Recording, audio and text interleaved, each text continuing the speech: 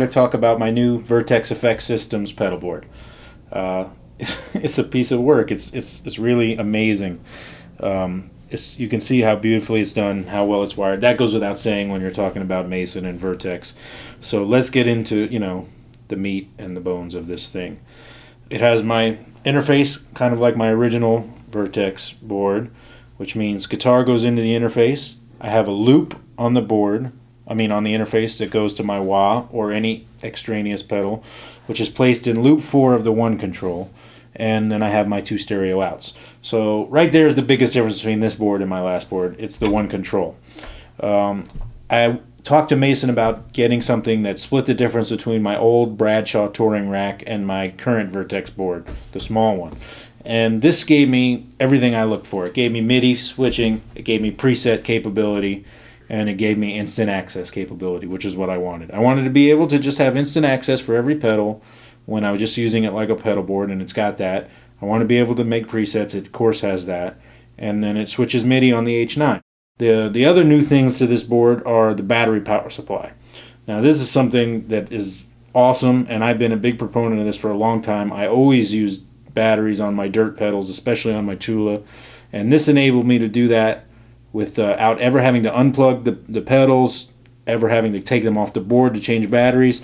You can see I got 4 pedals powered off this battery supply. It's a thumb screw that you open up. I'll go ahead and open it up so everybody can see it.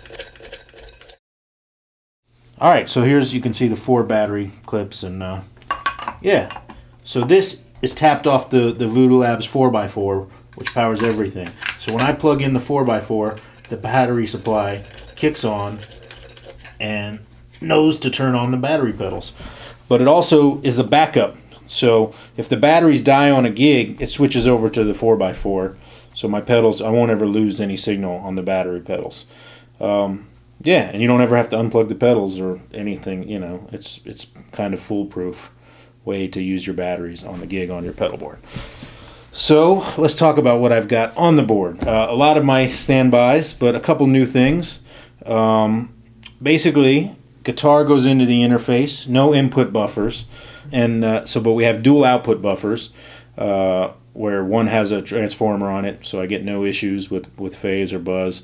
And then I have this master bypass switch that lets me bypass the whole board, 1 control and everything, go in, right back out. Loop 1 is the octave, the Lovepedal Believe, so let's hear that. This is my Chapin Telly into my Morgan PR12 with nothing on.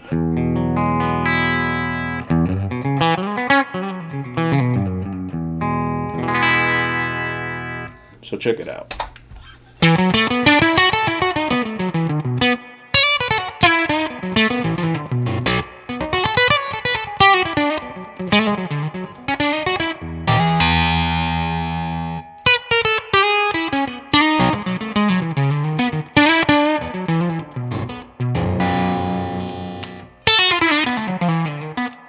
So in loop 2, I've got my favorite pedal, the Chula, the Lovepedal Tchula. Everybody knows that's my number 1 pedal. It runs off the battery supply, as does the octave. So here again, here's nothing. And here's the Chula.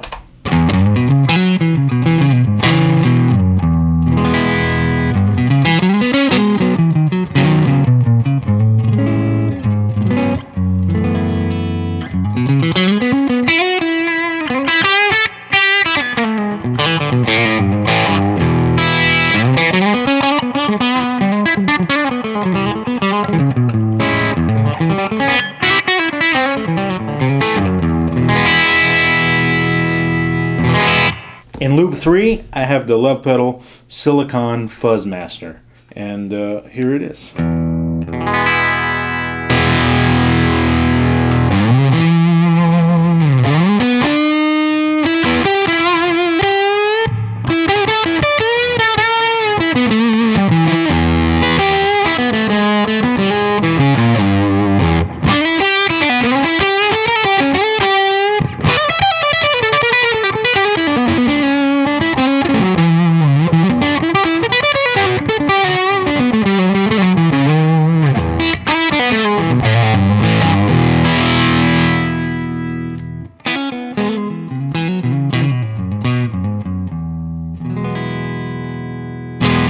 In loop 4 is the external loop on the interface. So it's labeled wah because that's what I use it for pretty much all the time live, but of course it could be anything. So when I kick this in, it activates the external loop. So right now I have my Vertex wah plugged in, and let's hear that. Here's nothing. But now the loop is active now, so I'm running through the wah, but it's true bypass. So.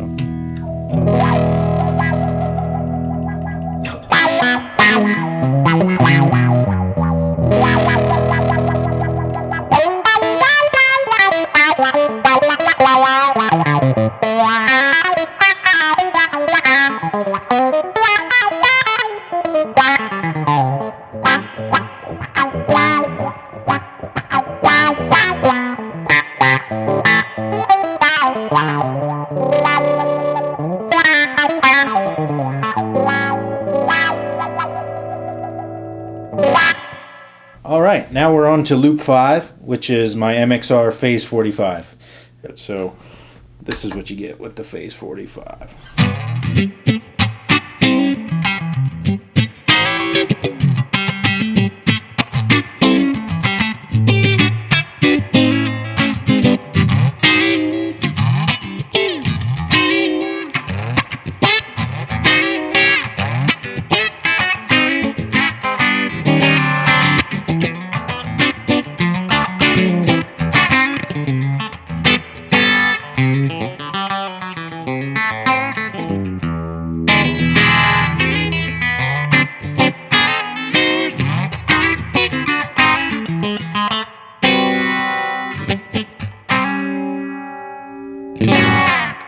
Loop 6, I have a really awesome pedal, the Catalinbread Echorec, and here's just kind of a simple setting on it.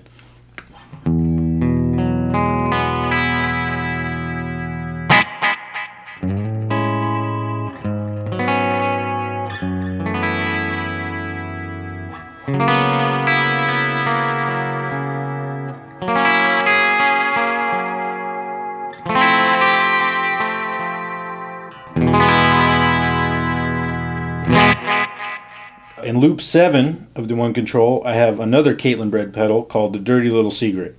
If you notice, I've got this in a loop that follows the Echorec. I did this so I can combine sounds in sort of, old school Hendrix ways and 70s ways. It gives me like a plexi preamp type sound, so as if I'm playing through a plexi amp, and I can have the Echorec in front, kind of like having a tape echo in front of your Marshall.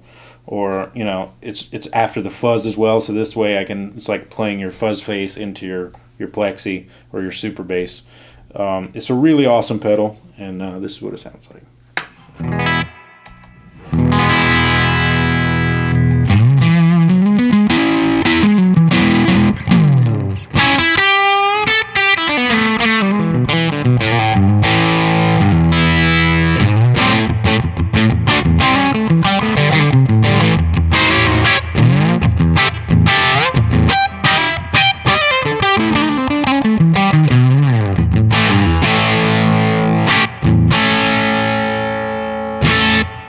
In loop 8 is the Rockett Effects Josh Smith Dual Trem, and this is what it sounds like.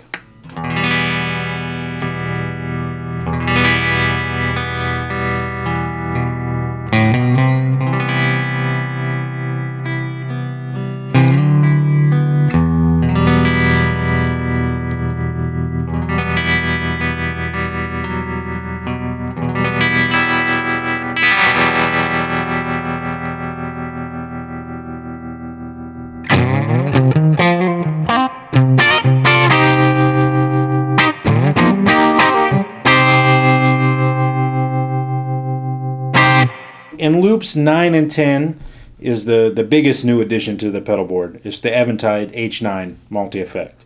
Just to, before we get into a ton of sounds from it, here just to show you how it's in the two loops. So also when I turn I have H9 left and H9 right. When I turn them on, it goes to the left and right out on my interface. So when I have 2 amps, it's in stereo, and when I just come out of the left, it's in mono. So here is, obviously 1 amp, but I've got it on a rotary sound right now.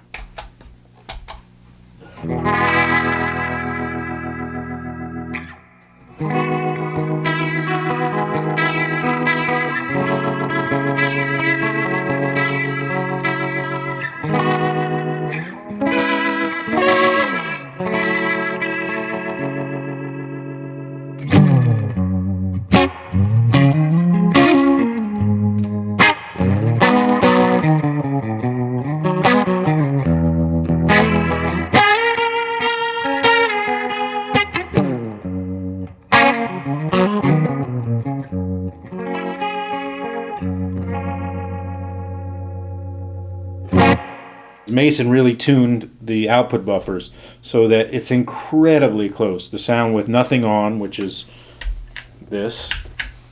So that's nothing but running through the board, the one control. And here's, you know, nothing running through nothing.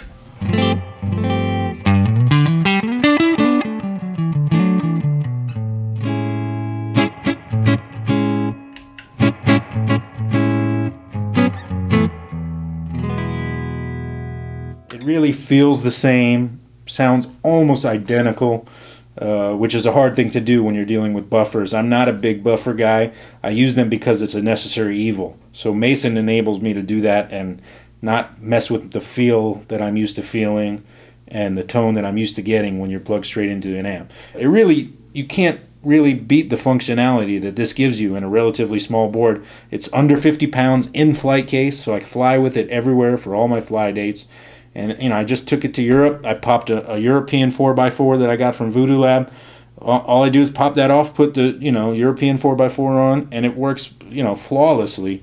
Mason really knocked it out of the park with this board. And, yeah, I mean, obviously the pedals, you know, are personal choices, but as far as functionality goes, it's hard to argue with some of this stuff.